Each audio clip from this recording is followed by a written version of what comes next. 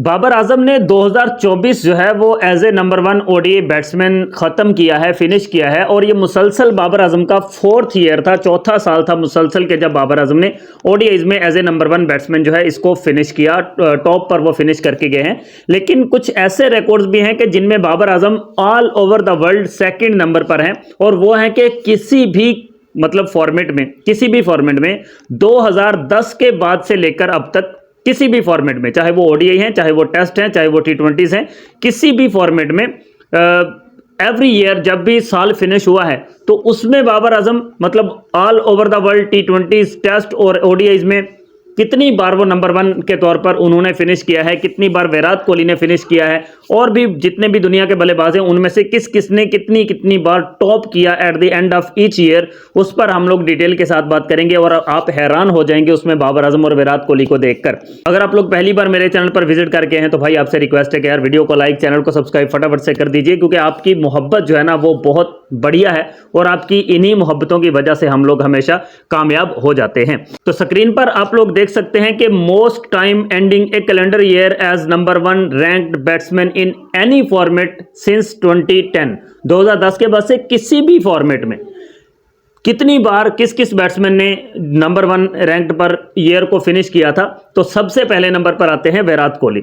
विराट कोहली ने 8 बार ऐसा किया, 2010 से 2024 तक इन 14-15 सालों के अंदर विराट कोहली 8 साल ऐसे गुजरे कि उन्होंने एज ए नंबर 1 टी20 बैट्समैन, टेस्ट बैट्समैन या ओडीआई बैट्समैन के तौर पर उन्होंने फिनिश किया, जिसमें 4 बार 16, 17, 18, 19 में, या 17, 18, 19, 20 में विराट कोहली ने जो है वो ओडीआईज में फिनिश किया था। और 2nd नंबर पर है बाबर आजम। 2nd नंबर पर कौन है? बाबर आजम। और बाबर आजम ने 7 times as a number 1 ranked batsman ICC की रैंकिंग्स को फिनिश किया इन एवरी ईयर्स ईव। हर साल के इख्तिताम पर बाबर आजम जो है उन्होंने 7 टाइम्स। भाई साहब मैं आपको बता दूं, बाबर आजम का जो ऑफिशियल या बाबर आजम का डेब्यू जो है, जिसको कहते हैं ना इंटरनेशनल डेब्यू, वो 2015 में हुआ था। 2015 से लेकर 2024 तक 9 साल का कैरियर है बाबर आजम का, और 9 साल के बाबर आजम के कैरियर में वो 7 बार as a number 1 batsman, as a number 1 ranked batsman in each format वो फिनिश कर चुके हैं। हैरान हो जाएंगे आप लोग। और फिर लोग बाबर आजम पर उंगलियां उठाते हैं, तो मुझे उन पर बहुत ज़्यादा गुस्सा आता है जो बाबर आजम पर उंगलियां उठाते हैं। 7 टाइम्स 9 साल कैरियर में 7 बार एज ए नंबर 1 बैट्समैन उन्होंने फिनिश किया ईच ईयर को। उसकी डिटेल आपको चाहिए होगी ना, तो डिटेल स्क्रीन पर आप लोग देख लो। तो 3 साल बाबर आजम जब साल खत्म हुआ तो टी20 के नंबर 1 बैट्समैन रहे, टी20s में वो नंबर 1 बैट्समैन रहे। और फिर 2022 के बाद 2023 में बाबर आजम जो है नंबर 4 पर स्लिप हो गए थे, और अब जब 2024 फिनिश हुआ है तो टी20s में बाबर आजम नंबर 6 पर मौजूद हैं। लेकिन 3 साल टी20s को उन्होंने फिनिश किया एज ए नंबर 1 बैट्समैन, और ऑलमोस्ट वो कुछ ही पॉइंट्स के फर्क से जो है वो 4 साल मुसलसल भी नंबर 1 टी20 के बैट्समैन रह सकते थे। लेकिन एट द एंड 2021 के इख्तिताम पर बाबर आजम थोड़े से पॉइंट्स के फर्क से जो है वो नंबर 2 पर स्लिप होकर चले गए थे। और उसके बाद ओडीआईज में बात कर लें तो 2021 में, 2022 में, 2023 में और 2024 में बाबर आजम ने as a number 1 ODI batsman finish किया। तो 4 साल ओडीआईज और 3 साल टी20s, कुल मिलाकर टोटल बाबर आजम 7 साल as a number 1 ranked ICC batsman के तौर पर उन्होंने फिनिश किया अपने 9 साल कैरियर में। 9 साल के कैरियर में 7 बार वो as a number 1 batsman ICC की रैंकिंग्स को फिनिश कर चुके हैं। फिर लोग बाबर आजम पर उंगलियां उठाते हैं, तो भाई साहब दिल तो करता है कि उंगलियां उनकी काट कर फेंक दी जाएं। उसके बाद तीसरे नंबर पर आते हैं एबी डिविलियर्स, जिन्होंने 6 बार फिनिश किया। फिर उसके बाद हाशिम आमला ने 3 साल, फिर स्टीव स्मिथ भी आते हैं जिन्होंने 3 साल। तो ये टॉप 5 बैट्समैन हैं।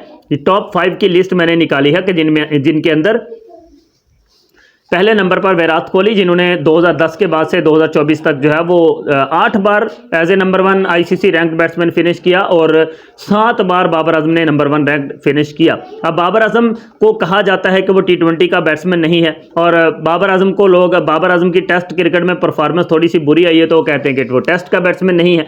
तो लोग तो ऐसे ही भौंकते रहेंगे, लोग ऐसे ही बोलते रहेंगे, वो बाबर आजम के खिलाफ बोलते रहेंगे, वो बाबर आजम के खिलाफ प्रोपोगेंडा करते रहेंगे, लेकिन वो जो ऊपर ज़ात बैठी हुई है अल्लाह ताला की, वो बाबर आजम के साथ है। वो बाबर आजम को कभी झुकने नहीं देगी। वो बाबर आजम को इंशाल्लाह ऐसे ही कामयाबियां और तरक्कियां देती रहेगी। लेकिन सिर्फ बाबर आजम की तरक्कियां और सिर्फ बाबर आजम की परफॉर्मेंसेस हमें नहीं चाहिए, हमें पाकिस्तान की परफॉर्मेंस भी चाहिए, हमें पाकिस्तान की टीम की परफॉर्मेंस भी चाहिए। और 2018 में आई थिंक पाकिस्तान की टीम जो है वो नंबर 1 T20 टीम भी रह चुकी है। इंशाल्लाह वो वक्त बहुत जल्द आएगा। होप्स हो कि 2025 ही हमारे लिए इतना जो गोल्डन ईयर हो जाए कि पाकिस्तान की टीम जो है वो रैंकिंग्स में टॉप पर आ जाए, पाकिस्तान की टीम जो है चैंपियंस ट्रॉफी विन कर ले, पाकिस्तान की टीम एवरी सीरीज में जो है वो जीत कर निकले और उसमें बाबर आजम का हमेशा इंपॉर्टेंट रोल प्ले हो और बाबर आजम जो है वो पाकिस्तान की टीम को जिताने में कामयाब हो। ये हमारी हमेशा दिल से दुआ रहती है। होप्स हो वीडियो को आप लोगों ने एंजॉय किया होगा। लाइक सब्सक्राइब ठोक दीजिए भाई साहब।